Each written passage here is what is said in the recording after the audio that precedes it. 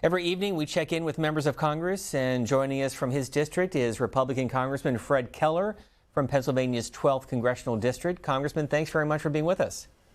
Thanks for having me on the show tonight, Steve. Let me begin with the district itself because it's rather diverse, includes a lot of dairy farms as well as state prisons. Well, there are dairy farms, state prisons, also a lot of energy production. Natural gas in Pennsylvania, 12, and a lot of manufacturing. So there's a lot of good, hardworking people that live in PA 12. How have you adjusted to this new norm of now being at home and not being here in Washington?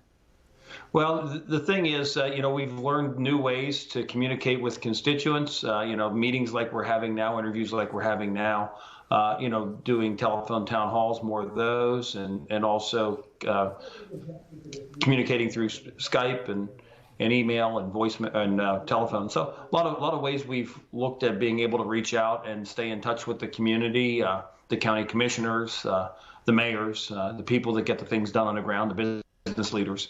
And as you know, Pennsylvania has been among the hardest hit in terms of unemployment. What about your particular district? Well, there's been a lot of, the governor put out a stay-at-home order, but early on when he started it, there was a lot of uncertainty as far as who could work and who couldn't work. And, my point with that is, we want to make sure everybody's safe, but we also want to make sure that we don't add a lot of anxiety on top of already a serious situation with the virus. And, I think there's a lot of people in Pennsylvania that can get back to work safely, want to get back to work safely.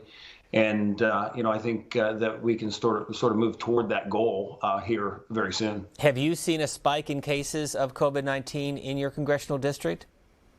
I mean, there's been some cases, reported around the Commonwealth. Of course, we're certainly not seeing as many cases here in the northeast and north central part of Pennsylvania as they're seeing right along the Jersey border in the extreme northeast corner of the state and down around Philadelphia. And I think that's probably some of the people that have traveled from New Jersey, New York, and into those parts of the Commonwealth. But, we have a great healthcare system.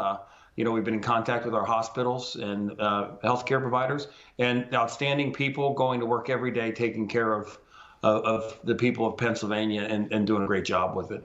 As you know, the Senate today approving by unanimous consent a nearly $500 billion bill that will provide money for the Small Business Administration. Its Paycheck Protection Program is also money for testing, about $25 billion, and an estimated $75 billion for hospitals.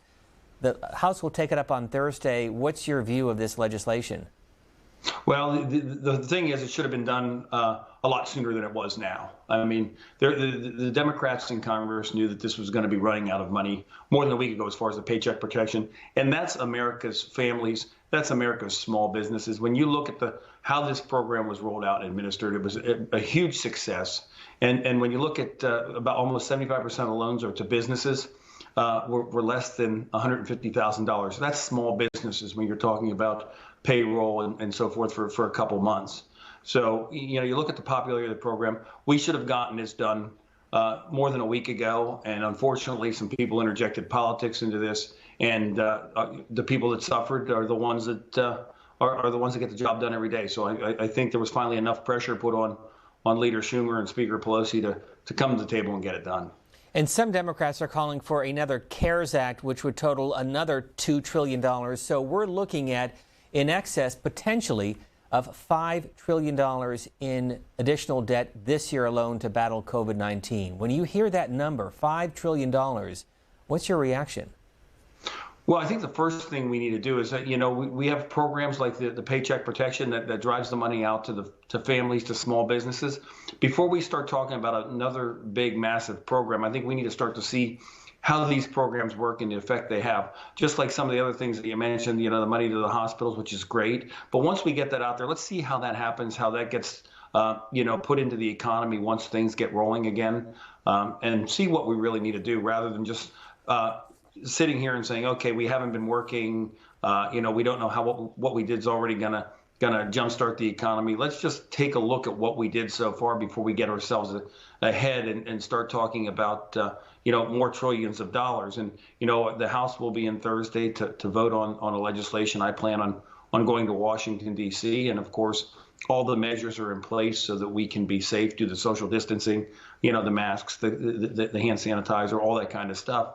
And we're going to make sure we do it right. But I think we should. I think we should be down in D.C. working. We're expecting our healthcare workers, our farmers, our retail clerks in grocery and the home centers that supply things to fix your home if you need it. There's a lot of people that are going to work every day doing the new normal. I want to get back, as far as our economy is concerned, to the old normal, and that's the normal of the economy that was unleashed on January 20th, 2017, and we need to get back to that normal. How are you? How are your family dealing with all of this? What's your routine been like at home? Well, I can go to the office in Williamsport, and I do that, and some of the work happens here, like tonight, from my home.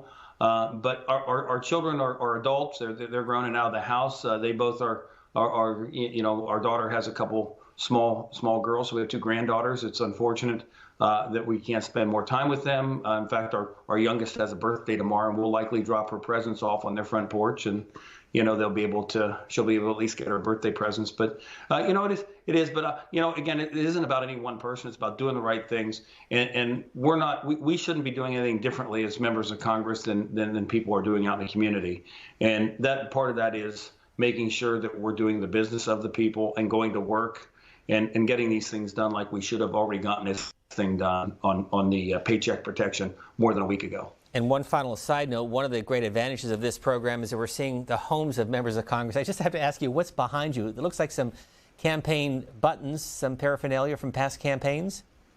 Well, what's behind me, I've always had interested in politics since I was in high school.